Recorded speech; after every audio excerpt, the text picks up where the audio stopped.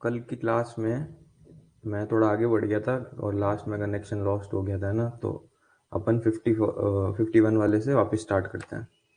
दो चार एक्स्ट्रा हो गया था, कोई ना। तो 51st क्वेश्चन देखते हैं। यह कह रहा है the point eight which the mine characteristics curve and fan characteristics curve intersect, उस पॉइंट को क्या बोलते हैं। तो ऐसा है कि कैरेक्टरिस्टिक्स कर्व वाला मैंने ग्राफ यहाँ पे दिया हुआ है ना। इसमें जैसे कि अलग अलग रेजिस्टेंस कंसिडर करते हैं। ये लो रेजिस्टेंस है, ये मीडियम के लिए है, ये हाई रेजिस्टेंस के लिए है।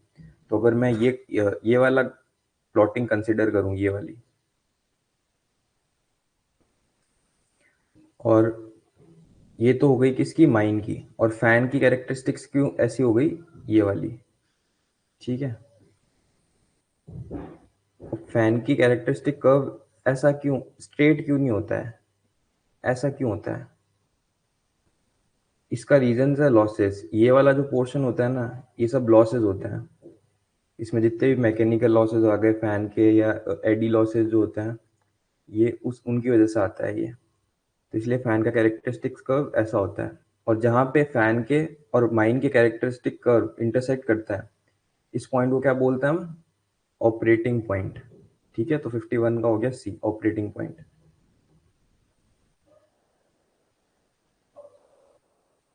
ये प्रेशर देगा माइन का, और ये क्वांटिटी दे देगा। हाँ, आज वही क्वेश्चंस करेंगे अपन, है ना। आज वो वाले क्वेश्चंस करेंगे अपन। ठीक है, फैन एफिशिएंसी वाले और एयर पावर वगैरह वाले। कल भी हमने करे थे, आज भी करेंगे। ठीक है। सीक्वेंस वाइज ही चल रहा हूँ मैं, पर इसमें है क्वेश्चंस हैं आगे।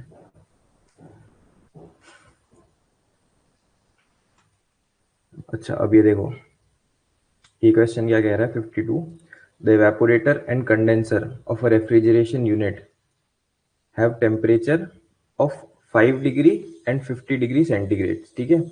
तो जो इवेपोरेटर का टेम्परेचर दिया हुआ है, वो कितना दिया हुआ है, 5 डिग्री सेल्सियस। इसको केल्विन में करूंगा तो कितना हो जाएगा, 273 प्लस 5, 278 डिग्री केल्विन, है ना।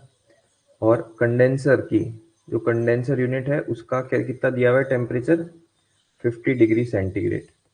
तो ये कितना हो जाएगा, 273 प्लस 50। ठीक है। ये हो जाना चाहिए लगभग 323, है ना। तो हाँ 323 होगा डिग्री केल्विन। अब इसका एक डायरेक्ट फॉर्मूला होता है, जो इसमें पूछा क्या है, मैक्सिमम पॉसिबल कोएफिशिएंट निकालना है, या आइडियल कोएफिशिएंट ऑफ परफॉर्मेंस। तो जो आइडियल कोएफिशिएंट होता है ना, उसका फॉर्मूला, कोएफिशिएंट आइडियल लिख देता हूँ इसको। इसका फॉर्मूला होता है temperature of evaporator divided by temperature of condenser minus temperature of evaporator unit. ठीक है। अब ये फॉर्मूला देखो कहाँ से आया, कैसा है, तो मेरे को भी नहीं पता। ठीक है, थोड़ा मैकेनिकल का क्वेश्चन है, पर ठीक है, अपने लिए इतना इंपॉर्टेंट है तो अपन ये वाला फॉर्मूला याद रख लेंगे। इससे क्वेश्चन तो वैसे आना मुश्किल ही है। सिंपली इसकी वैल्यूज रखेंगे अपन, 278 डिवाइडेड बाय कंडेंसर की कितनी थी, 323 माइनस इवेपोरेटर वाली 278। ठीक है। तो ये कितना आ गया, आइडियल,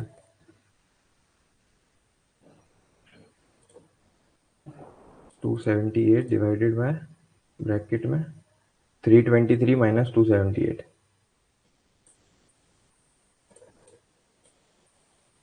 ठीक है। तो 6.17। ठीक है। और ये कोएफिशिएंट है तो इसकी कोई यूनिट होगी नहीं, तो 52 का क्या हो गया, डी। ठीक है। इसको देख लो एक बार। ठीक है। नेक्स्ट क्वेश्चन देखते हैं। बस ये फॉर्मूला इसमें इंपॉर्टेंट था, है ना। बाकी तो सब ये सिंपल ही, इसमें ऐसा कुछ है नहीं।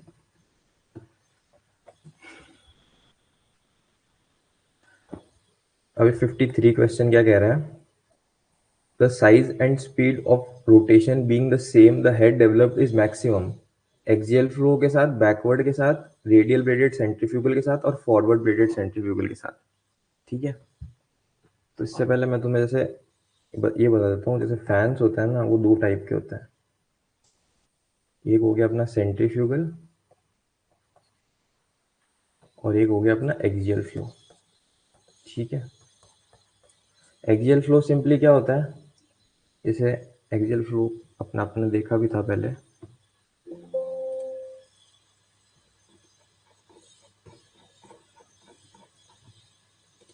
जैसे ये वाला जो था, ये क्या था, एक्सियल फ्लो था, ठीक है, जो नॉर्मल अपने घर में कूलर टाइप लगे हुए होते हैं वो, इसमें एयर यहाँ से आ रही है और यहाँ से निकल रही है, ठीक है, तो सिंपली ये एक्सियल फ्लो हो गया।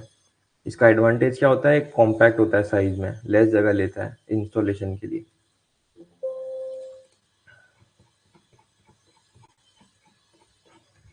ठीक है, ये तो हो गया अपना एक्सियल फ्लो। सेंट्रीफ्यूगल कैसा होता है, ऐसे दिखा देता हूँ।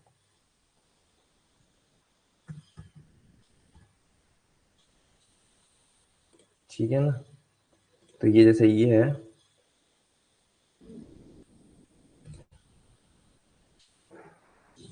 ये क्या हो गया, ये अपना सेंट्रीफ्यूगल फैन हो गया। ये इस डायरेक्शन से इनलेट लेके इस डायरेक्शन में बाहर निकालता है, ठीक है, यहाँ से इनलेट लेगा एयर का, और इस यहाँ से आउटलेट है इसका, ठीक है। तो सेंट्रीफ्यूगल फैन का जो मेन एडवांटेज होता है वो क्या होता है, कि इनमें हेड ज़्यादा मिलता है हमको, हेड ज़्यादा मिलता है यानी प्रेशर ज़्यादा मिलता है और क्वांटिटी लेस मिलती है। और एक्सियल फ्लो में हमको क्वांटिटी ज़्यादा मिलती है और हेड कम मिलता है, ठीक है। अब सेंट्रीफ्यूगल में फर्दर 3 टाइप्स में इनको डिवाइड किया हुआ है, ठीक है। एक हो गया फॉरवर्ड ब्लेडेड, एक हो गया बैकवर्ड ब्लेडेड, और एक हो गया रेडियल ब्लेडेड, ठीक है।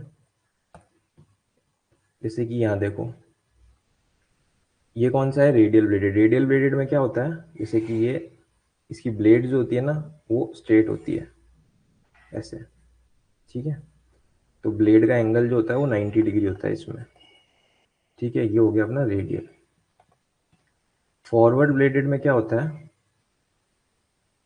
कि ये ब्लेड ऐसे होती है ऐसे, ठीक है। तो इसकी जो ये ब्लेड का एंगल होता है ना, ये वाला, ये जो एंगल है, ये 90 से बड़ा और 180 से छोटा होता है, ठीक है। तो ये हो गया मेरा फॉरवर्ड ब्लेडेड। और मेरा बैकवर्ड ब्लेडेड में क्या होता है, बैकवर्ड ब्लेडेड ऐसा होता है, ठीक है। तो इसमें जो ब्लेड का एंगल है, ये वाला एंगल है, ये एंगल है, ये बीटा कितना होता है, ये 0 से 90 डिग्री के बीच में होता है। ये हो गया मेरा बैकवर्ड ब्लेडेड, ठीक है। ब्लेड एंगल जैसे कि यहाँ पे देखते हैं अपन, तो ये ब्लेड्स लगी हुई है ना, इन ब्लेड्स का एंगल, इसकी बात चल रही है, इन ब्लेड्स के एंगल की। तो इसमें क्या कह रहा है, ये जीवी मिश्रा का रेफरेंस है, कि जो फॉरवर्ड ब्लेडेड फैंस होते हैं वो किसके लिए सूटेबल है, वो हाई हेड के लिए, एक पर्टिकुलर साइज में वो ज़्यादा हेड निकाल के देता है। और अपन को यहाँ पे भी यही पूछा है कि जो साइज और speed of rotation being the same, जो हेड डेवलप्ड इज मोर या मैक्सिमम, ये किसके साथ होता है, तो इसका हो जाएगा डी, फॉरवर्ड ब्लेडेड, ठीक है। लेकिन जब एफिशिएंसी की बात आ जाती है, तो एफिशिएंसी में आगे कौन निकल जाता है, बैकवर्ड ब्लेडेड निकल जाता है एफिशिएंसी के केस में, ठीक है। यहाँ पे अपन से हेड पूछा था, तो हेड के लिए हो जाएगा फॉरवर्ड ब्लेडेड, तो 53 का हो गया डी।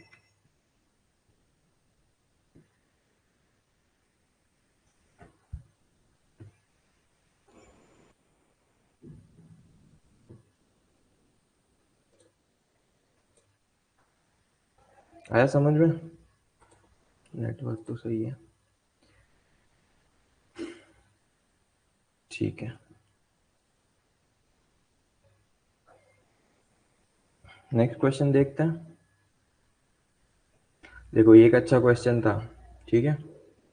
ये कह रहा है कि इक्विवेलेंट रेजिस्टेंस हमें फाइंड करना है, नहीं जैसे दिया हुआ है, if equivalent resistance, 3 identical parallel roadways दिए हुए हैं, उनका इक्विवेलेंट रेजिस्टेंस हमको आर दिया हुआ है। इसे कहने का मतलब क्या है, कि मैं सिंपल सिंपल डायग्राम बनाता हूँ ना, ज़्यादा कॉम्प्लिकेटेड नहीं। ये 3 आइडेंटिकल मान लो रोडवेज है, ठीक है, और ये आइडेंटिकल है और उनका रेजिस्टेंस इक्वल है, इसका भी आर है, इसका भी आर है, इसका भी आर है। और इस पूरे का जो आर इक्विवेलेंट है या इक्विवेलेंट रेजिस्टेंस है, वो कितना दे दिया, आर, यानी कि आर इक्विवेलेंट इसको दे दिया हमें आर, ठीक है। तो हमें पता है पैरेलल कनेक्शन में, जब हम पैरेलल स्प्लिट करते हैं, पैरेलल स्प्लिटिंग है ना, पैरेलल के अंदर क्या फॉर्मूला होता है, 1/, रूट में R equivalent is equals to 1 root में इंडिविजुअल जो रेजिस्टेंसेज होता है ऐसे, ठीक है। और इसको मैं आर ही ले लेता हूँ डायरेक्ट, यहाँ आर दिया हुआ है, इस ये इक्विवेलेंट है, इसको आर दिया हुआ है। तो 1/√r कितना हो जाएगा मेरा, 3/√r। अगर मैं स्क्वायर ले लूँ बोथ साइड्स तो 1/r कितना हो जाएगा, 9/r। तो मेरा इससे इसका क्या मतलब हुआ,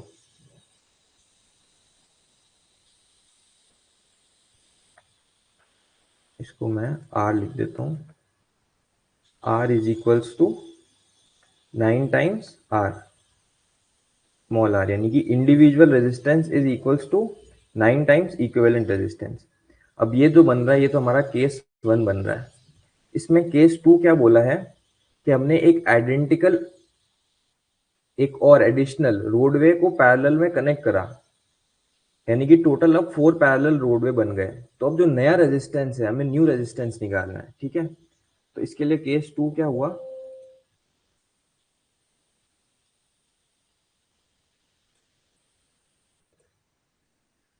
ठीक है। तो केस 2 क्या हुआ,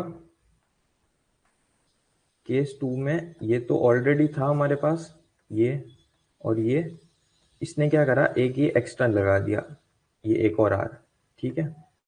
तो अब जब नया आर बनेगा, ठीक है, आर न्यू, ठीक है, ये कितना हो जाएगा, ये हो जाएगा 1/√r plus 1/√r plus 1/√r और प्लस 1/√r, ठीक है।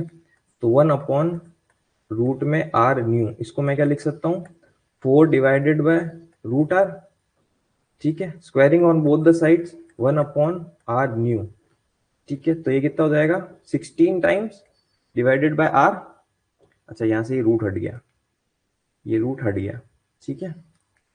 तो मेरा r जो न्यू है वो कितना हो जाएगा, ये इधर जाएगा तो ये हो जाएगा r/16, ठीक है। अब हमें पता है r कितना है, पहले वाले से हमने निकाला था, r क्या है, r है 9r। तो इसको मैं यहाँ लिख देता हूँ, r is equals to 9r। तो यहाँ पे मैं 9r/16 कर दूंगा, ठीक है। ये हो गया अपना फाइनल आंसर। इसमें शायद डेसिमल में हाथ, तो इसको 9/16 कर दो। एक मिनट ये बता देता हूँ मैं। तो 9/16 तो 0.5625। आर न्यू कितना हो गया, 0.5625 टाइम्स जो पहले वाला इक्विवेलेंट रेजिस्टेंस था वो, ठीक है। तो हाँ, तो ये वाला हो गया ऑप्शन 54 का डी, ठीक है। ये पहले एक बार समझ लो फिर उस डाउट पे भी आता है। क्या डाउट था, what is identical resistance, how to understand identical resistance. देखो हम रेजिस्टेंस जब निकालते हैं, हम रेजिस्टेंस का फॉर्मूला क्या लिखते हैं, R is equals to K S upon A cube, यही लिखते हैं। और फिर इसको P is equals to R Q square में डालते हैं, ठीक है। तो ये क्या है, ये है माइन का रेजिस्टेंस, ठीक है। माइन का रेजिस्टेंस किसके ऊपर डिपेंड करता है, के एस और ए के ऊपर। इसमें के क्या होता है, इसमें के होता है कोएफिशिएंट ऑफ फ्रिक्शन, ठीक है। ये किसके ऊपर डिपेंड करता है, ये डिपेंड करता है कि जो हमारा एयरवे है उसका सरफेस का टाइप कैसा है, वो रफ है, वो स्मूथ है। अगर रफ है तो ये के की वैल्यू ज्यादा होगी, अगर स्मूथ है तो के की वैल्यू कम होगी, ठीक है। एरिया क्या है, सिंपली इसका जो क्रॉस सेक्शनल एरिया है इस एयरवे का, ये क्रॉस सेक्शनल एरिया, इसका मतलब है ए, ठीक है। और एस क्या होता है, एस होता है area of the rubbing surface. S कैसे निकालता है, एस हम लिखते हैं पेरीमीटर इनटू लेंथ, ठीक है। यानी कि इस एयरवे का पेरीमीटर, ये हो गया इसका पेरीमीटर, और ये हो गई लेंथ, तो इसका हमें रबिंग सरफेस मिल जाएगा, ठीक है। तो जब हम जब बोल रहे हैं कि दो एयरवे आइडेंटिकल है, ठीक है, आइडेंटिकल रोडवे, इसका मतलब है कि इन सभी का के भी सेम है, इन सभी का एस भी सेम है, इन सभी का ए भी सेम है। मतलब कि ये क्रॉस सेक्शनल एरिया भी इनका सेम है, इनका जो सरफेस है वो भी सेम है, तो के भी मेरा सेम होगा, और इनके डायमेंशंस भी ओवरऑल सेम है। तो अगर मेरा ये सारी वैल्यू सेम हुई तो मेरा रेजिस्टेंस भी अल्टीमेटली इक्वल ही आएगा सारे रोडवेज का। और उसने यहाँ पे यही बोला है कि सारे आइडेंटिकल है, इसलिए मैंने इसकी वैल्यू भी आर ली, इसकी वैल्यू भी आर ली, इसकी वैल्यू भी आर ली, और जब मैंने यहाँ पे एक एडिशनल लगाया तो इसकी वैल्यू भी आर ली। इसका मतलब होता है कि सारे आइडेंटिकल है, यानी कि इनके डायमेंशन सेम है, इनके थ्रू इनका जो सरफेस की लाइनिंग्स है वो सेम है, सब सेम है मतलब इनका। ठीक है, आया समझ में?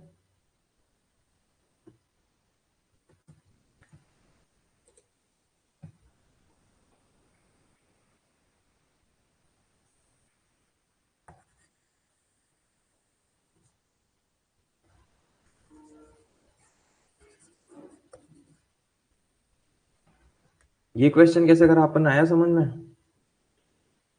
ये अच्छा क्वेश्चन है बहुत।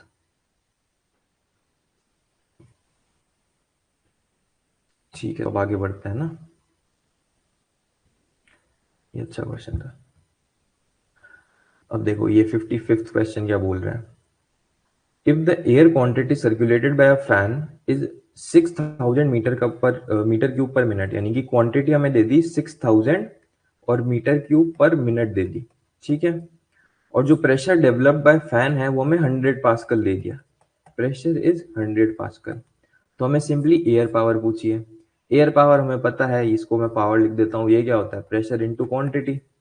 और एंड प्रेशर, प्रेशर किसके इक्वल होता है, आर इंटू क्यू का स्क्वायर। सो पावर किसके इक्वल हो गया, आर क्यू के क्यूब के भी, ठीक है। लेकिन हमें यहाँ पे ये फॉर्मूला नहीं चाहिए, हमें तो सिंपली इस वाले फॉर्मूले से ही हमारा काम हो जाएगा। हमसे एयर पावर पूछी है तो पावर क्या हो गई, प्रेशर डेवलप 1000 पास्कल, नहीं 100 पास्कल, हाँ 100 pascal, multiply by quantity, quantity metre cube per minute में दी हुई है, इसको मैं मीटर क्यूब पर सेकंड में करने के लिए डिवाइड बाय 60 कर दूंगा। तो ये मेरा पास्कल हो गया और ये मेरा मीटर क्यूब पर सेकेंड हो गया, ठीक है। पावर कितनी आ गई मेरी, 60 को, ये कितना हो जाएगा 100, और 100 इंटू 100, ये आ गया वॉट में। और किलो वॉट के लिए डिवाइडेड बाय 1000 तो 10 किलो वॉट, ठीक है।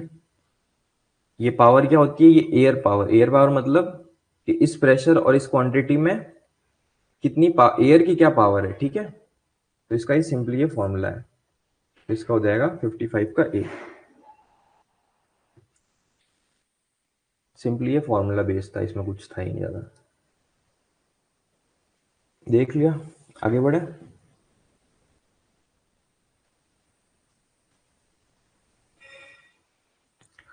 पावर हॉर्स पावर में कब होती है, देखो देखो मेरी बात सुनो। पावर, हॉर्स पावर जो है ये सिर्फ पावर की यूनिट्स है। ये हॉर्स पावर, वॉट, किलोवाट, ये सब पावर की यूनिट्स है, ठीक है। जैसे हम डिस्टेंस को भी मीटर में, मिलीमीटर में, सेंटीमीटर में लिखते हैं, वैसे ही पावर को हम हॉर्स पावर, वॉट, किलोवाट में लिखते हैं, ठीक है। तो जो एसआई यूनिट होती है ना वो होती है वॉट, ठीक है। इसलिए जब हम क्वेश्चंस में सॉल्व करते हैं और मैं यहाँ पे प्रेशर की पास्कल रखूंगा और क्वांटिटी को मैं मीटर क्यूब पर सेकंड में रखूंगा, तो मेरा जो आंसर आएगा वो मेरा वॉट में आएगा, ठीक है। अब मैंने यहाँ पे इसको डिवाइड बाय 1000 करके किलो वॉट क्यों करा, क्योंकि यहाँ क्वेश्चन भी किलो वॉट में पूछ रहा था, इसलिए मैंने करा, ठीक है। क्वेश्चन किलो वॉट में नहीं पूछता तो मैं यहाँ वॉट कर देता, ठीक है। मान लो क्वेश्चन अपन को हॉर्स पावर में पूछता, तो हॉर्स पावर सिंपली क्या होता है, एक हॉर्स पावर जो होता है ना 1 HP सिंपली इक्वल होता है 746 वॉट के, ठीक है। ये इनका रिलेशनशिप है।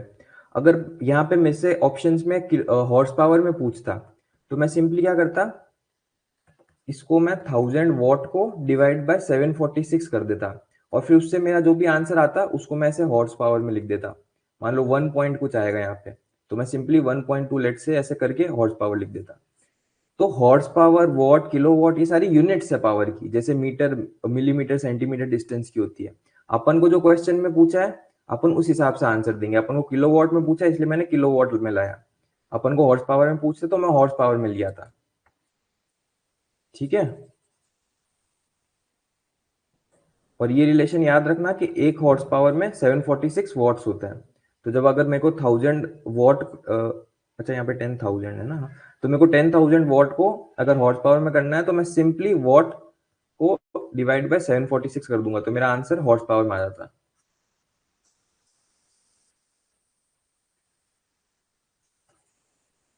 ठीक है। और यहाँ पे मैंने क्योंकि ऐसा यूनिट्स रखी थी, यहाँ पास्कल रखा है, यहाँ मीटर के ऊपर सेकंड रखी, तो आंसर यहाँ पे वॉट में आएगा।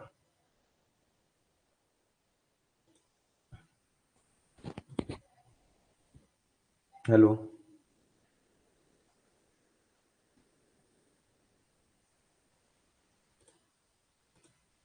हेलो। गलती से हो गया, चलो ठीक है, आगे बढ़ता है ना। ये रिलेशन याद रख रहा हूँ बस अच्छे से, देख लिया ये वाला भी अच्छे से, आगे बढ़ता है।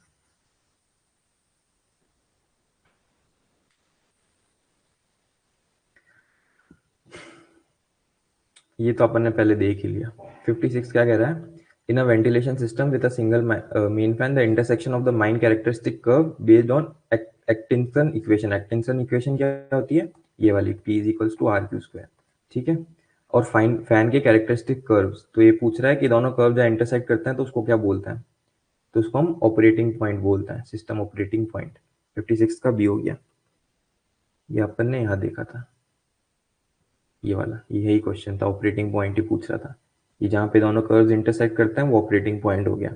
अगर मान लो रेजिस्टेंस मीडियम ना लेके हाई लेता, मैं ये वाला कर्व ले लेता, ठीक है, ये वाला कर्व, तो और ये फैन यहाँ से जा रहा है तो फैन कर्व, तो ये वाला मेरा ऑपरेटिंग पॉइंट हो जाता, ठीक है। तो लेकिन इस केस में हमारा ऑपरेटिंग पॉइंट ये वाला है। अगर मैं मीडियम लेके चल रहा हूँ तो, लो लेके चलता तो मेरा ये वाला कर्व और ये यहाँ इंटरसेक्ट होते तो यहाँ पे आ जाता मेरा ऑपरेटिंग पॉइंट। तो इसमें बस अपन को ऑपरेटिंग पॉइंट ही पूछा था, द सिस्टम ऑपरेटिंग पॉइंट, ठीक है।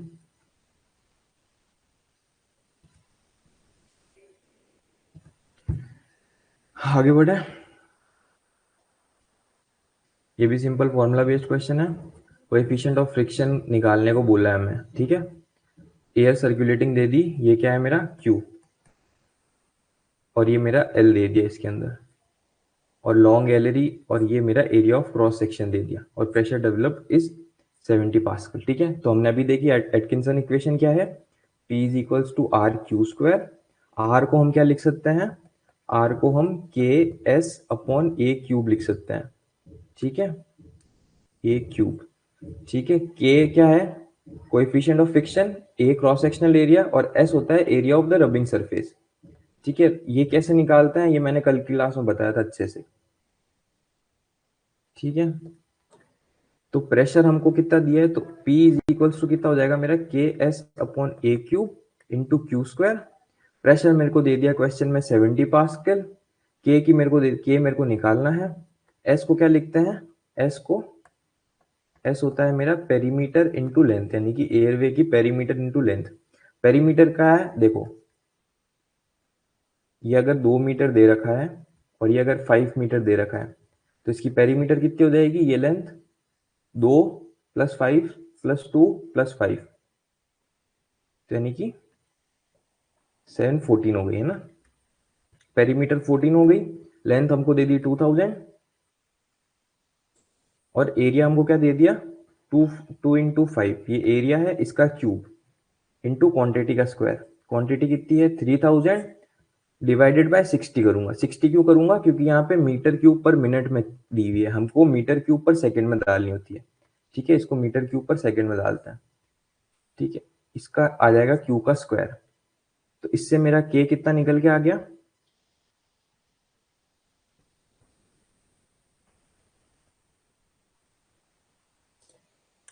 के को मैं लिखूंगा 70 इंटू 10 का स्क्वायर डिवाइडेड बाय, अच्छा 10 का क्यूब है तो मल्टीप्लाई बाय एक और 10, divided by 14 divided by 2000 divided by 3000 का स्क्वायर मल्टीप्लाई बाय 60 का स्क्वायर, तो 0.001, 0.001, ठीक है। अच्छा, इसकी यूनिट क्या होती है? के की यूनिट होती है n² m-4, ठीक है। तो ये मेरा इसका आंसर हो गया। सिंपली मैंने ये सारी वैल्यूज हमको पता चल गई तो मैंने के लिए सॉल्व कर दिया, ठीक है।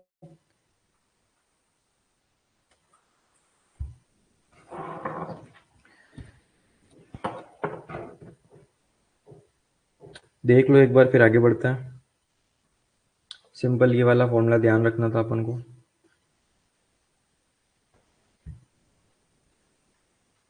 आगे बढ़े।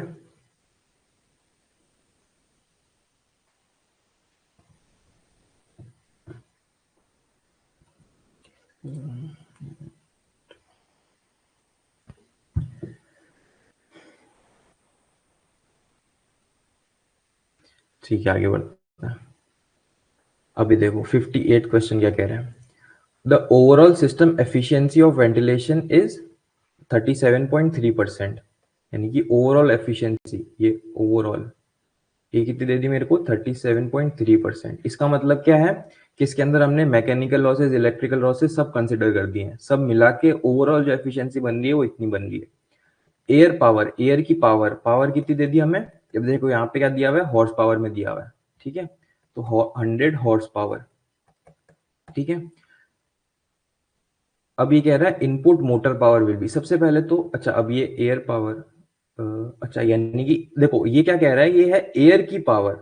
ठीक है, यानी कि जो एयर है उसमें हमें कितनी पावर मिल रही है, यानी कि ये हो गई पावर मेरी आउटपुट, ये मेरी आउटपुट पावर है। आउटपुट पावर मेरी कितनी दे रखी है, 100 हॉर्स पावर। इसको अगर मैं वॉट में कन्वर्ट करूंगा फॉर्मूले में रखने के लिए, तो हमने पढ़ा था एक हॉर्स पावर में कितने होता है, 746 वॉट्स होता है। तो 100 मल्टीप्लाई बाय एक हॉर्स पावर मल्टीप्लाई बाय 746 हो जाएगा। तो मेरा पावर आउटपुट, आउटपुट पावर कितनी दे दी मेरी, 746, और आगे 100 वॉट्स है मेरी ये। ठीक है, अब देखो एफिशिएंसी का मतलब क्या होता है कि हमें कितनी पावर आउटपुट मिल रही है डिवाइडेड बाय हम कितना इनपुट दे रहे हैं। ठीक है, मान लो मैंने 100 किलोवाट की सप्लाई भेजी या 100 वॉट की सप्लाई भेजी, और मेरे को बदले में जो एयर पावर मिली वो 80 वॉट मिली, तो मेरी एफिशिएंसी सिंपली 80 बाय 100 हो जाएगी। और इसको मैं या तो 0.8 लिख सकता हूँ, या फिर परसेंटेज में लिखूंगा तो 80% लिखूंगा। ठीक है, यहाँ पे क्या कह रहा है, यहाँ पे हमें आउटपुट तो दे दिया 74600 वॉट, इन जो ओवरऑल एफिशिएंसी है वो हमें दे दी 37.3%, और हमसे पूछा है कि इनपुट मोटर इनपुट पावर की कितनी होगी। तो सिंपली इनपुट पावर को मैं क्या लिख सकता हूँ, power output divided by efficiency. Power output मेरी 74600 डिवाइडेड बाय 37.3, ये परसेंटेज में, इसको परसेंटेज से हटाएंगे तो 0.373। तो ये मेरा कितना आएगा, 74600 डिवाइडेड बाय 0.373।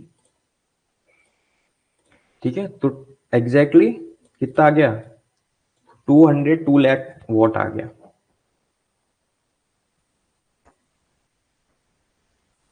ठीक है, वॉट, और इसको अगर ऑप्शंस में मेरे को क्या पूछा है, आंसर किलोवाट में पूछा है, तो सिंपली डिवाइडेड बाय 1000, तो 200 किलोवाट्स मेरी क्या आ गई, इनपुट। यानी कि इतना मैं इनपुट पावर भेज रहा हूं, और बदले में मेरे को एयर पावर जो मेरा आउटपुट है वो 100 हॉर्स पावर मिल रहा है। ठीक है, देख लो इसको, फिर आगे बढ़ते हैं। एफिशिएंसी का ये फॉर्मूला याद रखना कि आउटपुट अपॉन इनपुट होता है। ठीक है, इनपुट अपॉन आउटपुट नहीं होता है, आउटपुट अपॉन इनपुट होता है।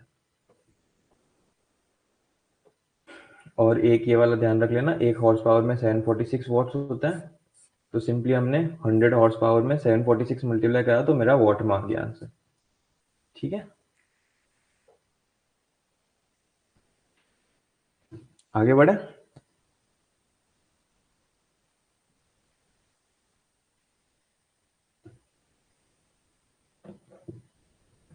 ठीक है, अच्छा ये वाला क्वेश्चन है, इसमें मिसिंग डेटा है। ठीक है, सिंपली इसमें पूछ लिया what is the water cause and air power at the new speed of the fan. इसके शायद दो पार्ट्स होंगे, एक पार्ट कहीं और रह गया होगा और इसका सेकंड पार्ट आ गया, तो इसमें मिसिंग डेटा है, इसको स्किप कर देते हैं, है ना। देखो ये वाला हमने कल भी देखा था, 60th क्वेश्चन, कि how row splitting of air is useful in underground mines. यानी कि हम स्प्लिटिंग करते हैं ना बेसिकली, वो कैसे यूजफुल है। जैसे कि मान लो ये ऐसा है, तो मैंने एक मेरा डिस्ट्रिक्ट यहाँ बना दिया। ठीक है, एक मैंने मेरा डिस्ट्रिक्ट ऐसे बना दिया, एक मैंने मेरा डिस्ट्रिक्ट ऐसे बना दिया। तो ये मैं क्या कर रहा हूँ, इनको रो वाइज, ये रो 1, ये रो 2, ये रो 3, रो वाइज ही तो स्प्लिट कर रहा हूँ इनको। ठीक है, तो इसने कहा कि how row splitting of air is useful. तो देखो हमें पता है कि जो पैरेलल कनेक्शन करता है ना, तो उसमें जो फॉर्मूला बनता है वो ये वाला बनता है, हमने देखा था 1/r + 1/√r। ठीक है, तो जब आप इस फॉर्मूले में वैल्यूज रखोगे ना, तो आप रियलाइज करोगे कि पैरेलल कनेक्शन में जो इक्विवेलेंट रेजिस्टेंस होता है, इक्विवेलेंट रेजिस्टेंस वो रिड्यूस होता है, रिड्यूसेस इन पैरेलल कनेक्शन। ठीक है, सीरीज में उल्टा होता है। सीरीज में क्या होता है, जो इक्विवेलेंट रेजिस्टेंस है वो इंक्रीज हो जाता है, क्योंकि सिंपली जो रेजिस्टेंस है वो उसमें ऐड होता है। ठीक है, तो अगर मेरा इक्विवेलेंट रेजिस्टेंस, देखो इससे ये वाला ऑप्शन आ गया यहाँ पे कि it reduces the resistance to air, तो यानी कि मेरा इक्विवेलेंट रेजिस्टेंस कम हो गया, पहली बात। दूसरी बात, मेरे को पता है P is equals to R Q square होता है। ठीक है, ये फॉर्मूला फैन के लिए भी लगता है और माइन के रेजिस्टेंस के लिए भी लगता है। अगर मैं फैन का प्रेशर कांस्टेंट रखूं, यानी कि फैन एक कांस्टेंट प्रेशर जनरेट कर रहा है, और मैं अगर आर इक्विवेलेंट मेरा रेजिस्टेंस रिड्यूस कर दूं, तो उसके अगेंस्ट जो क्वांटिटी फ्लोइंग है वो बढ़ जाएगी मेरी। ठीक है, तो इसमें यही तो कह रहा है कि it increases the overall quantity of air, it reduces the resistance of the air. ठीक है, और इसमें क्या बोल रहा है, can helps to provide fresh air to each district. अब मैं मान लो कि यहाँ से जो मेरी एयर आ रही है, तो क्या होगी, यहाँ पे स्प्लिट हो जाएगी, एक यहाँ जाएगी, एक यहाँ जाएगी, ये सभी क्या है, फ्रेश एयर्स है, और ये यहाँ जाके और यहाँ के वापस मिल जाएगी इस पॉइंट पे। ठीक है, अगर मैं सीरीज में करता इनको, ये मान लो सीरीज है, ऐसे अगर सीरीज में करता तो होता क्या, ये एयर यहाँ से आई, यहाँ पे इसने वेंटिलेट करा इस डिस्ट्रिक्ट को या इस एरिया को, और फिर कंटामिनेट हो गई। अब यही कंटामिनेटेड एयर यहाँ आई, यहाँ पे वापस वेंटिलेट करके और कंटामिनेट हुई, और यही एयर आगे जाके और कंटामिनेट हुई। ठीक है, तो इसमें फ्रेश एयर नहीं मिल रही है, लेकिन इसमें जब हमने स्प्लिटिंग करी, तो हर स्प्लिट में एक फ्रेश एयर मिल रही है हमको, उसको अपनी खुद की एक फ्रेश एयर मिल रही है, कंटामिनेटेड एयर नहीं मिल रही। तो यहाँ पे यही तो लिखा है, draw and helps to provide fresh air to each district. तो रो स्प्लिटिंग कैसे यूजफुल है, ऐसे यूजफुल है, 68 का डी हो जाएगा। ठीक है,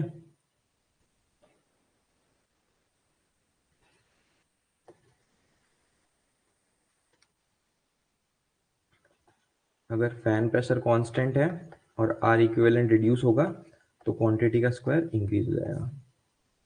आया समझ में? आगे बढ़े।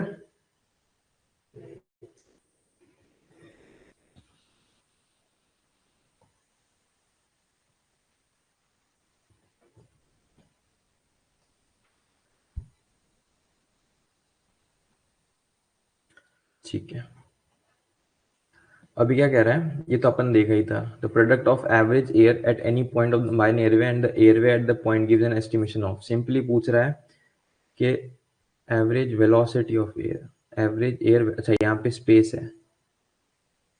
ठीक है, एक स्पेस यहाँ पर है, एक स्पेस यहाँ पे है, और एक स्पेस ये यहाँ पर है। तो हमें अगर एयर क्वांटिटी निकालनी होती है Q, तो हम सिंपली क्या करते हैं, जो एयर की वेलोसिटी होती है multiply by cross sectional area of the air, उससे मल्टीप्लाई कर देते हैं। ठीक है, ये मान लो मेरा एयरवे है या डक्ट है, इसके अंदर मेरे को क्वांटिटी निकालनी है, तो इसके थ्रू जो एयर की वेलोसिटी है मल्टीप्लाई बाय ये जो इसका क्रॉस सेक्शनल एरिया है ए। ठीक है, अगर फॉर्मूले में कंफ्यूज हो जाओ तो देखो ऐसे कैसे निकालना है।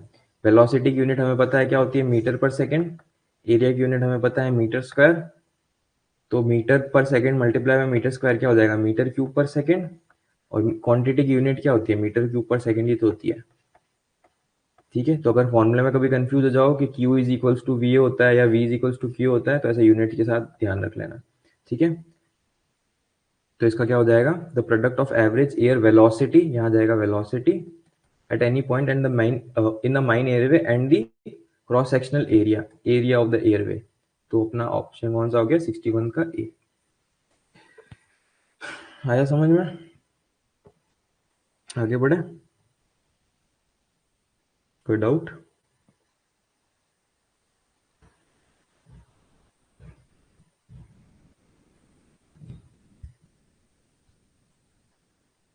ठीक है, आगे बढ़ते हैं। 62 क्या कह रहा है, which of the following is और आर नेचुरली फ्लोटेबल।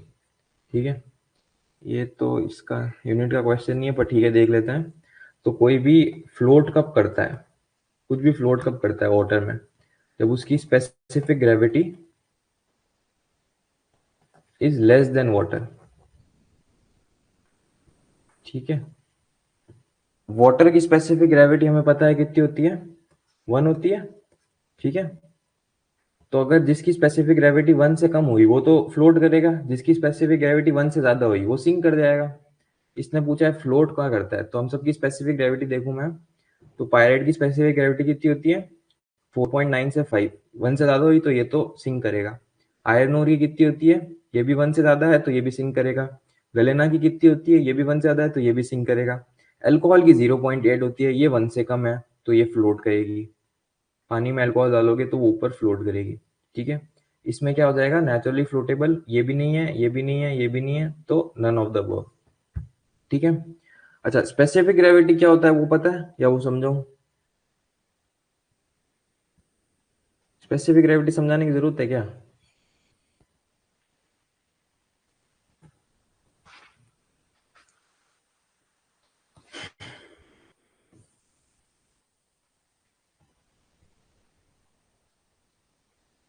चलो ठीक है, तो आगे चलते हैं। 63 क्वेश्चन क्या कह रहा है, 15 metre cube per second of air ये पास कर रही है एक रोडवे से, जब pressure across it is 50 mm water gauge. 50 mm water gauge कुछ नहीं है, सिंपली प्रेशर की यूनिट है। तो प्रेशर हमें कितना दे दिया 50 mm वाटर गॉज। ठीक है। क्वांटिटी हमें कितनी दे दी 15 मीटर क्यूब पर सेकेंड। अब हमें पूछा है calculate the size of the regulator to be fitted and to reduce the quantity to 10 metre cube per second. ठीक है। सबसे पहले तो मान लो कि ये एक रोडवे है। ठीक है, ये मान लो कि ऐसा एक रोडवे जा रहा है। ठीक है। हमें प्रेशर कितना दे दिया वाटर गॉज में दे दिया। सिंपली हमें पता है प्रेशर रो जी एच होता है। ठीक है, ये फॉर्मूला होता है। इसमें रो क्या होता है, density of the fluid, fluid की डेंसिटी।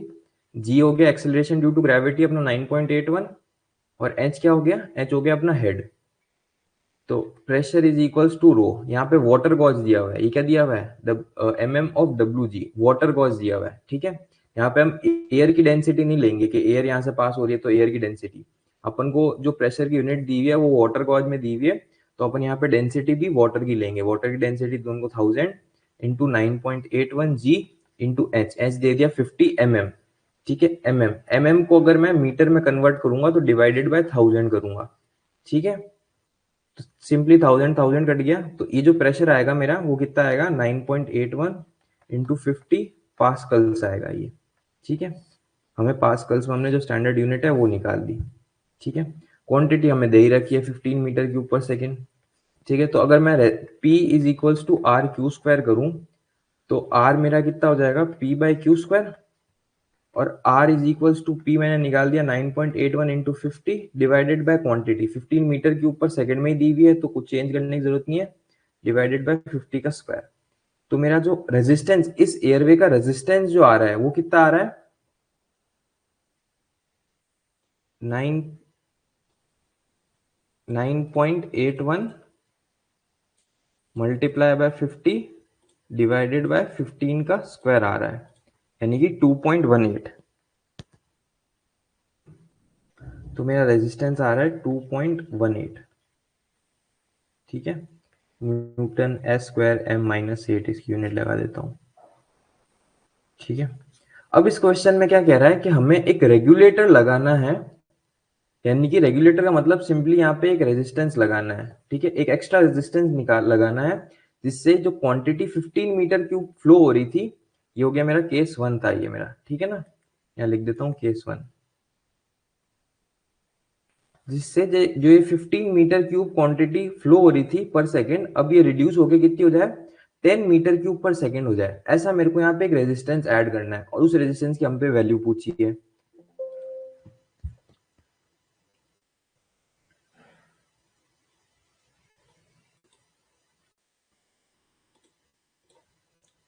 तो मेरा केस 2 क्या कह दिया, केस 2 के ये एयरवे था मेरा,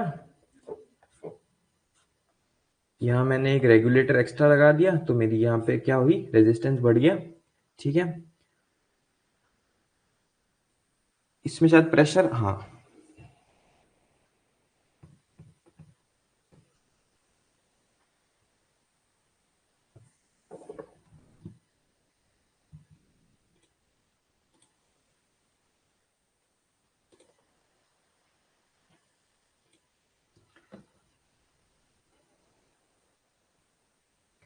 तो देखो इसमें क्या करेंगे हम, प्रेशर इज इक्वल्स टू वापस ये वाला फॉर्मूला लगाएंगे क्यू स्क्वायर, ठीक है। अब हमारा रेजिस्टेंस क्या है, रेगुलेटर का भी रेजिस्टेंस ऐड हो जाएगा, तो यहाँ पे हम आर प्लस रेगुलेटर का रेजिस्टेंस लिखेंगे, ठीक है। और क्वांटिटी कितनी हमें रिड्यूस करनी है, 10 मीटर क्यूब पर सेकेंड पे हमें रिड्यूस करनी है क्वांटिटी को। प्रेशर हम उतना ही लेके चलेंगे कि प्रेशर अक्रॉस तो कितना दिया हुआ है 50 इंटू 9.81, तो यहाँ मैं क्या लिख देता हूँ 50 इंटू 9.81, ठीक है। और ये आर हमने कितना निकाला 2.18 निकाला, ठीक है। तो 50 इंटू 9.81 करूंगा और ये 10 यहाँ नीचे जाएगा डिवाइड में 10 का स्क्वायर, तो ये कितना आ जाएगा मेरा 2.18 प्लस रेगुलेटर का रेजिस्टेंस, ठीक है। इसको सॉल्व करो, 50 इंटू 9.81 डिवाइडेड बाय 10 का स्क्वायर, ठीक है। तो ये क्या हो गया 4.90, ये हो गया 4.90 और ये माइनस में जाएगा, यहाँ पे 2.18 माइनस में जाएगा, तो रेगुलेटर का रेजिस्टेंस कितना हो गया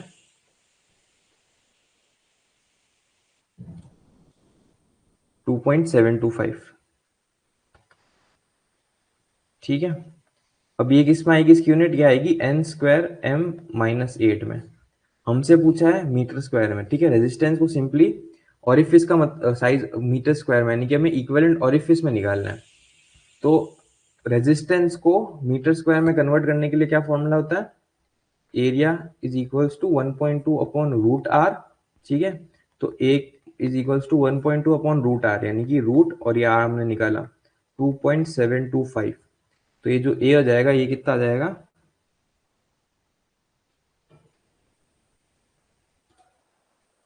0.726972, ठीक है। और ये आएगा मीटर स्क्वायर में, तो ये अपना ऑप्शन नंबर क्या हो गया,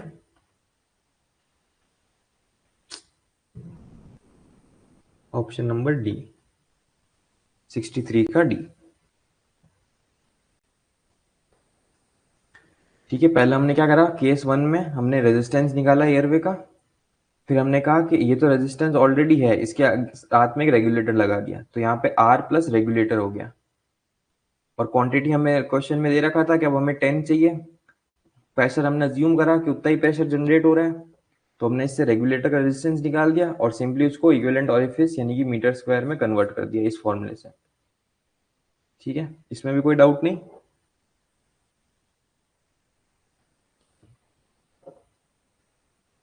नेटवर्क तो आ रहा है ना मेरा, नेटवर्क तो आ रहा है। ये एक्चुअली क्या है 0.385, ये जब यूनिट्स अलग दे रखी होती है ना, ये हम कब यूज करते हैं, जब हमारा आर जो होता है ना, ये आर की यूनिट होती है N S square M minus 8, तब हम ये वाला फॉर्मूला यूज करते हैं। और ये कब आएगी, जब हम जब P is equals to R Q square में प्रेशर को हम इसके अंदर लेते हैं पास्कल्स में, और क्वांटिटी को अगर हम मैं मीटर क्यूब पर सेकंड में लूंगा, तो मेरी जो आर की यूनिट आएगी वो आएगी एन स्क्वायर एम माइनस 8, और जब मैं ये यूनिट आएगी मेरी आर की, तब मैं ये वाला फॉर्मूला रखूंगा, ठीक है। जो ये दूसरा वाला फॉर्मूला होता है ना 0.385 बाय, इसको ऐसे होता है रूट पी और क्यू। इसमें क्या होता है कि हम प्रेशर को दूसरी यूनिट लेके चलते हैं, ये यूनिट एक सेकंड में बता देता हूँ ये कौन सी यूनिट्स होती है, ये लिखा हुआ है कहीं पे। ये क्या होता है, ये होता है 1.2 बाय रूट पी और क्यू, ठीक है। ये फॉर्मूला है, और इसको मैं ऐसे भी लिख सकता हूँ, area is equals to 1.2 by R, ठीक है।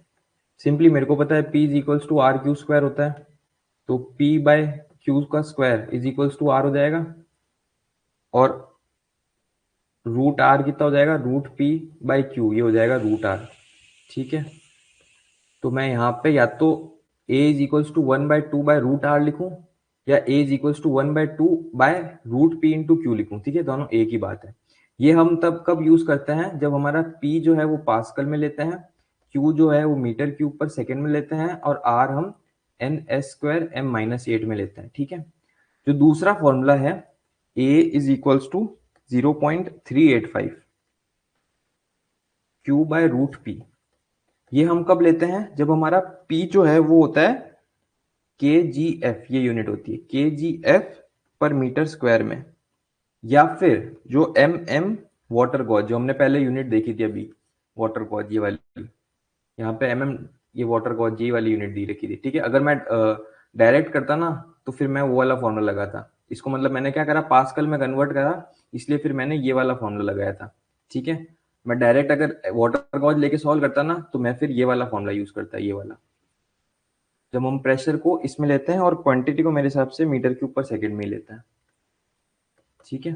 तो अगर हम प्रेशर को पास्कल में ले रहे हैं तो हम ये वाला फॉर्मूला यूज करेंगे, और अगर हम प्रेशर को केजीएफ पर मीटर स्क्वायर या फिर वाटर गॉज में यूज कर रहे हैं तब हम ये वाला फॉर्मूला लेंगे, ठीक है। इसमें है कुछ नहीं, अगर मैं इस फॉर्मूले, ये इसी फॉर्मूले का मॉडिफाइड वर्जन है ये वाला, इसी फॉर्मूले से मॉडिफाई करा है इसको।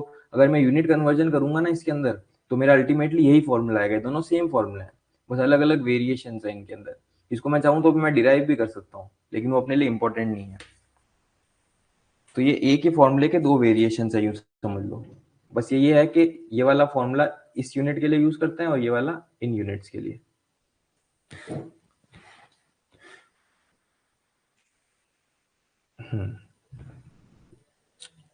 चलो आगे बढ़ते हैं।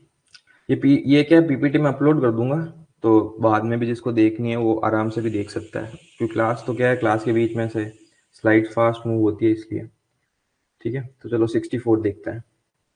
यह कह रहा है कि फैन के आरपीएम हमने इंक्रीज करे 1000 से 1100 तक, ठीक है। तो हमारी नई एयर पावर विल बी, ठीक है, केस वन क्या दिया हुआ है हमको, कि जो आरपीएम है N1 ये दिया हुआ है 1000, ठीक है।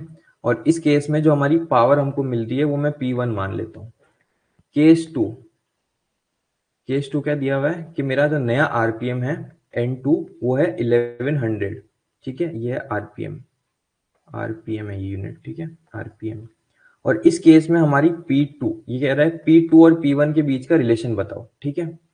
हमने कल इतने दिन से पढ़ ही रहे हैं 2 क्लास से कि फैन लॉज में थर्ड लॉ क्या कहता है कि power is directly proportional to N का क्यूब, ठीक है।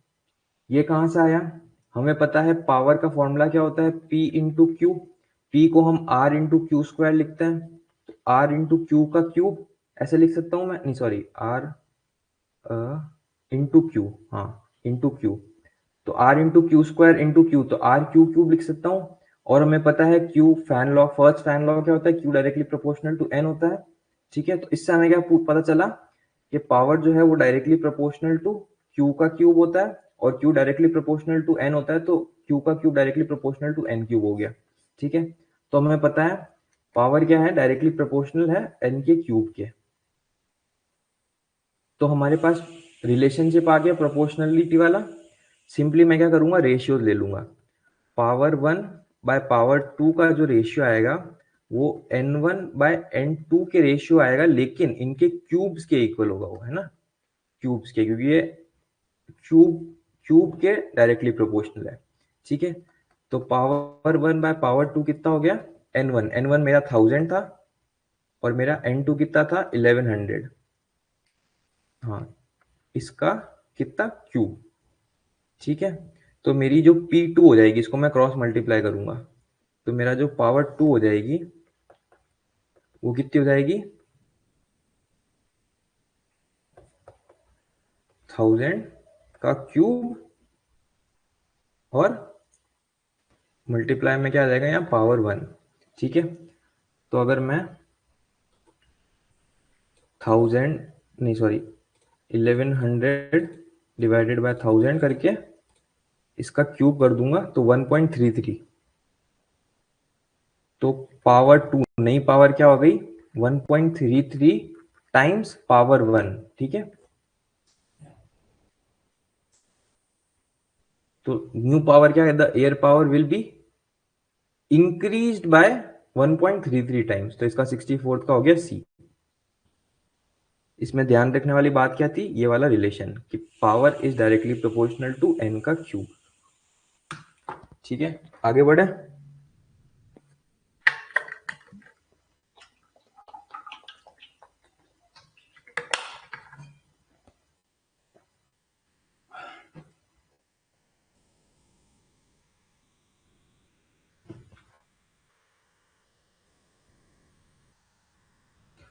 ठीक है, आगे बढ़ता है।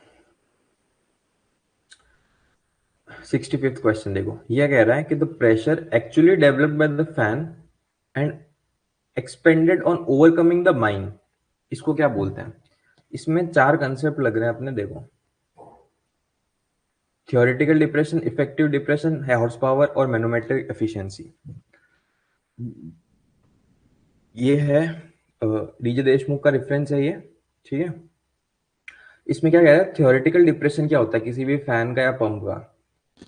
ये बेसिकली आइडियल कंडीशन में जब मैकेनिकली परफेक्ट फैन होगा और वो आइडियल कंडीशन में चल रहा होगा, तो जो हेड डेवलप्ड होगा उसका, जितना हेड आइडियल कंडीशन में, यानी कि विदाउट एनी लॉसेस, कोई लॉसेस नहीं हो रहे, एकदम आइडियल कंडीशन है, तो जो हेड डेवलप होना चाहिए, होगा नहीं, जो होना चाहिए उसको क्या बोलते हैं?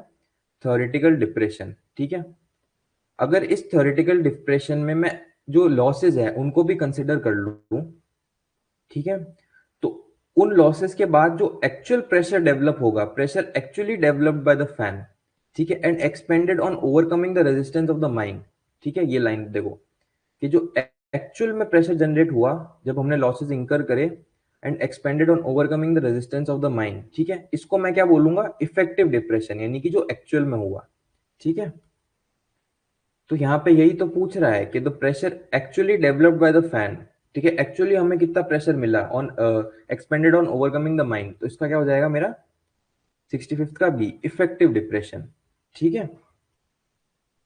इसके अलावा एक और क्या होता है, manometric efficiency. Manometric efficiency simply कि रेशियो इफेक्टिव डिप्रेशन का और थ्योरेटिकल डिप्रेशन का रेशियो, ठीक है।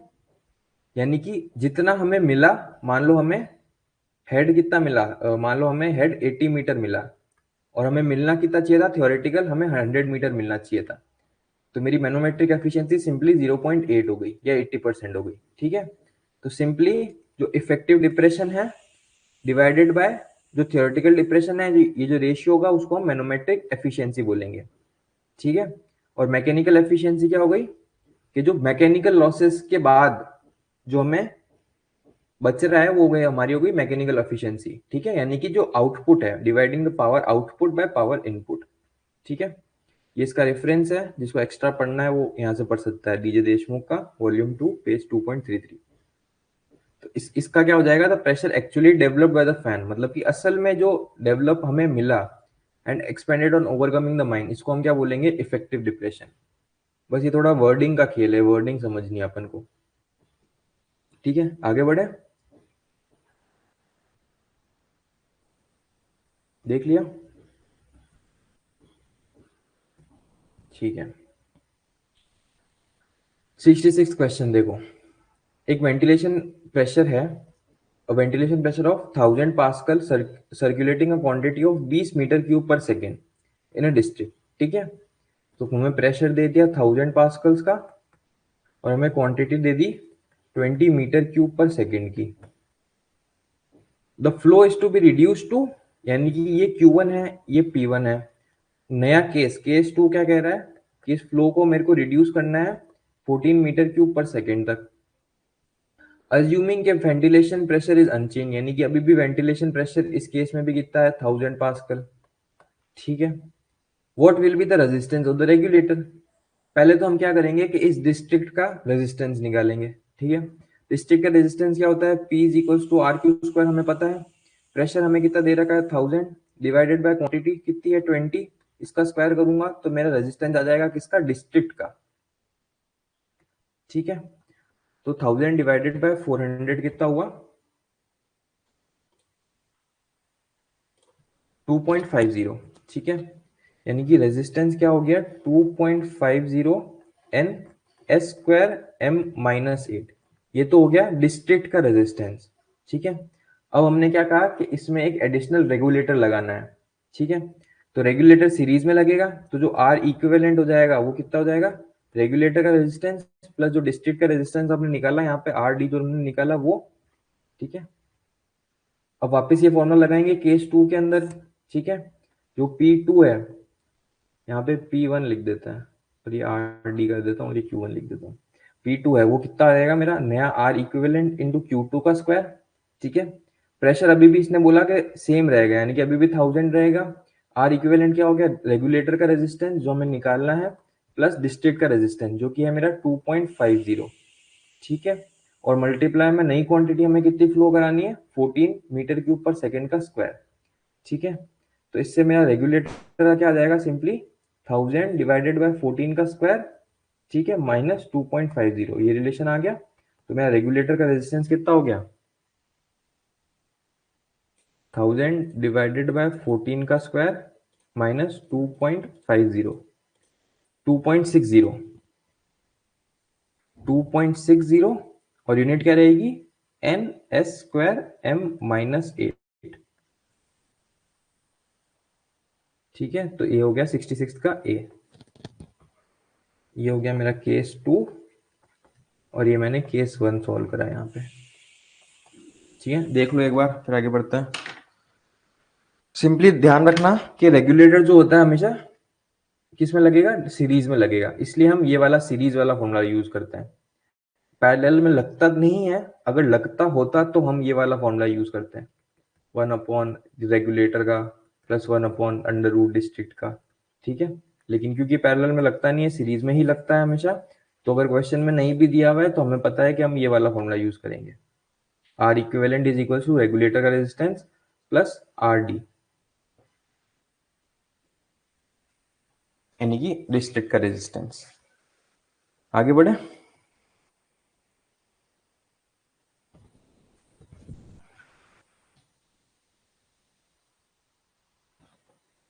देख लिया, समझ लिया,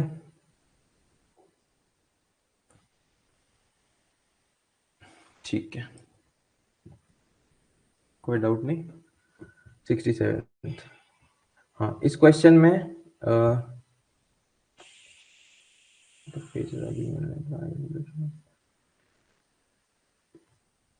ठीक है, ये वाला मैंने करने की ट्राई करी थी, इसमें एलवीसी का मतलब मेरे को समझ में नहीं आया था, और भी चीजें थी जो मेरे को इसमें समझ में नहीं आई, तो अभी एज ऑफ नाउ इसको स्किप कर रहा हूँ मैं, ठीक है।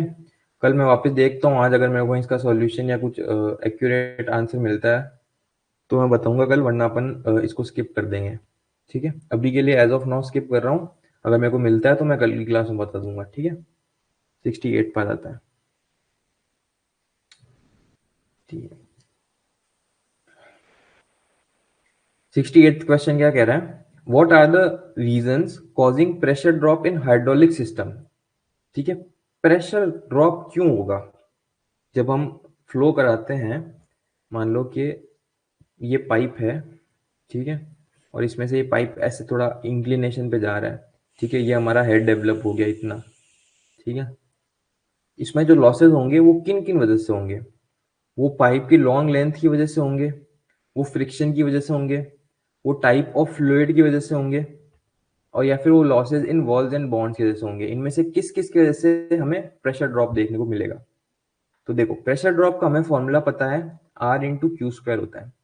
इसमें अगर आर ज्यादा होगा तो प्रेशर ड्रॉप भी ज्यादा होगा, ठीक है। ये क्या होता है, इसका मतलब बेसिकली सिंपली होता है, पी का मतलब डेल्टा पी होता है, यानी कि इसके और इसके बीच में कितना प्रेशर डिफरेंस है, मतलब इन दोनों पॉइंट्स के बीच में, ठीक है। तो ये बेसिकली डिफरेंस होता है प्रेशर्स का, है ना, इसको हम डायरेक्ट ऐसे प्ली लिख देते हैं। तो जहां पे रेजिस्टेंस ज्यादा होगा ना, वहां पे प्रेशर का ड्रॉप भी ज्यादा होगा, ठीक है। अब रेजिस्टेंस हमें पता है क्या होता है, के इंटू एस, एस को मैं क्या लिखूंगा, perimeter into length upon A cube, ठीक है। तो अगर लेंथ ज्यादा होगी तो मेरा रेजिस्टेंस ज्यादा होगा, तो ये स्टेटमेंट तो सही है कि long length of the pipe,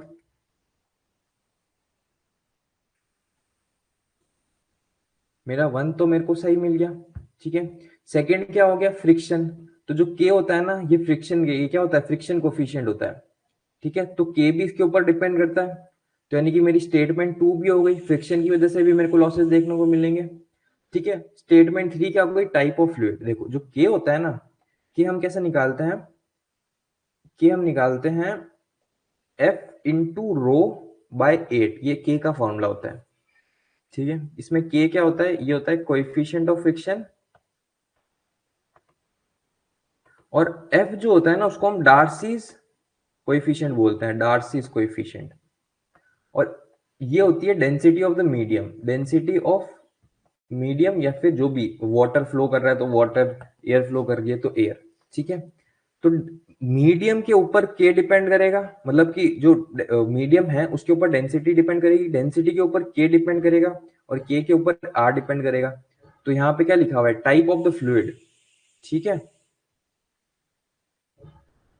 तो टाइप ऑफ द फ्लूइड यानी कि 3 के ऊपर भी डिपेंड करेगा, और losses in walls and bonds, ठीक है। अगर यहाँ पे जहाँ पे जैसे मान लो ये कोई बॉन्ड पाइप जहाँ पे जुड़ा हुआ है, यहाँ पे जहाँ वॉल्स लगे हुए हैं वहां पे भी लॉसेज होता है हमें, तो वो तो अपना आप में ही क्या लिखा हुआ है कि लॉसेज है, ठीक है। तो यानी कि 1 2 3 4 जो रीजंस होते हैं प्रेशर ड्रॉप के हाइड्रोलिक सिस्टम में, वो ऑल ऑफ द अबव है। 66 का डी हो गया,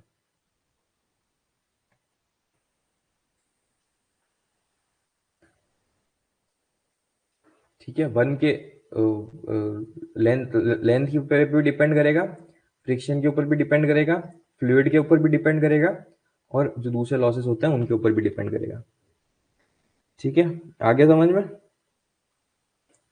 69 क्वेश्चन क्या कह रहा है, the sum of static pressure and velocity pressure is also known as simply total pressure, ठीक है।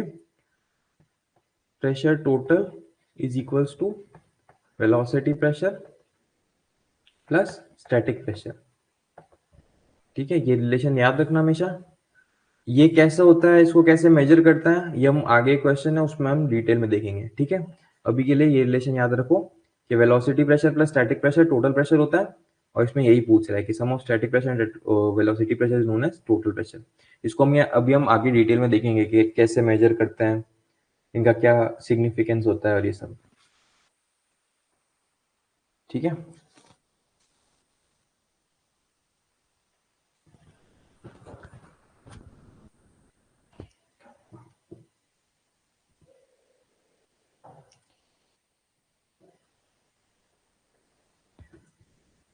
ये देख लेते हैं 70 तक। 70th क्वेश्चन ये पूछ रहा है, what is the pressure required to circulate 20 metre cube per second of air through a mine airway.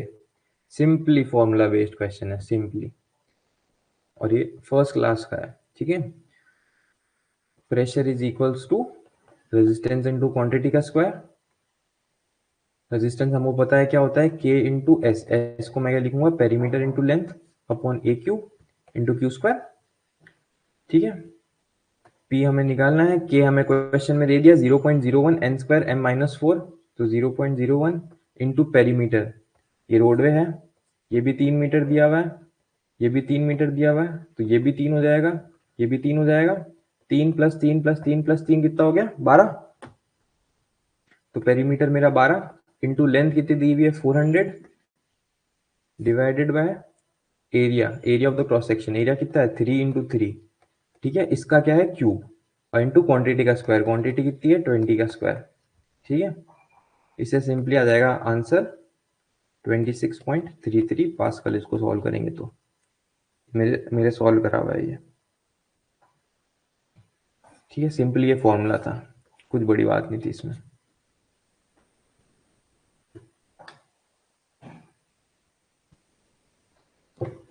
ये वाला फॉर्मूला, एटकिंसन इक्वेशन,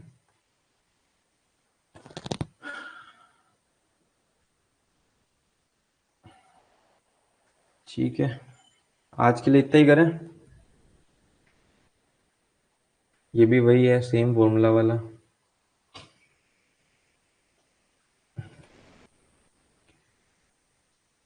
आज फिर भी थोड़े अच्छे क्वेश्चंस आए थे कल और परसों के मुकाबले, ठीक है। आज के लिए काफी है।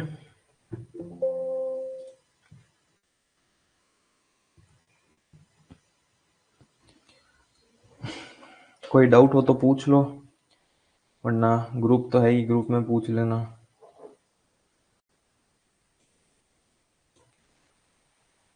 एंड करें।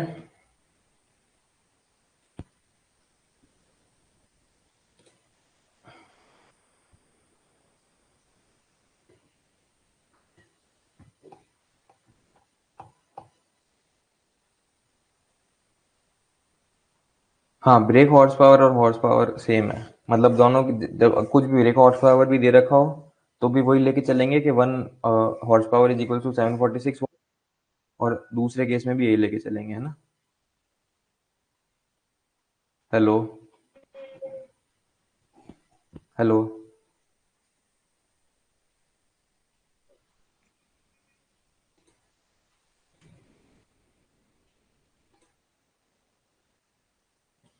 और कुछ डाउट?